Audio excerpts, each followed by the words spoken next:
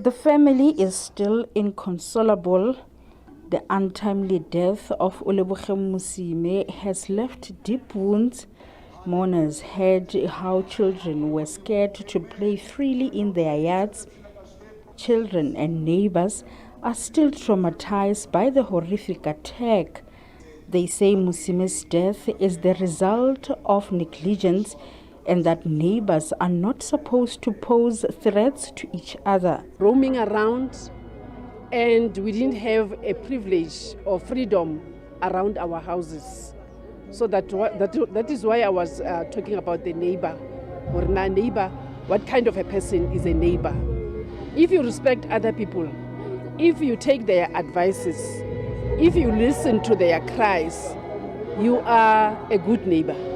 But if you disrespect other neighbors, you are not a good neighbor. The slightest mention of the incident on the fateful day still hits the family hard. Modibo wanted to show us something as people. It's a pity that it had to happen to you. It's a pity that it had to happen to you.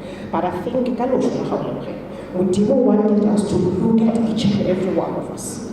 Look at ourselves, do some introspection, and believe and understand that life is too short. The Mangaung Metro Municipality has warned that it is enforcing its bylaws and that it will protect the community.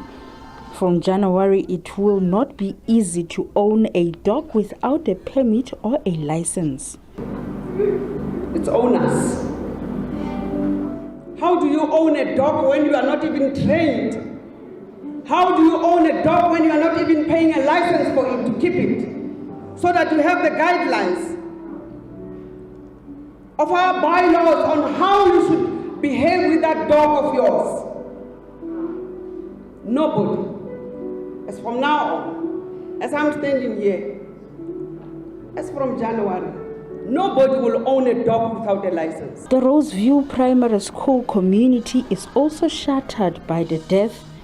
Mosime received a certificate for academic performance in grade 3 a day before the attack. Sickening, SABC News, Bloemfontein.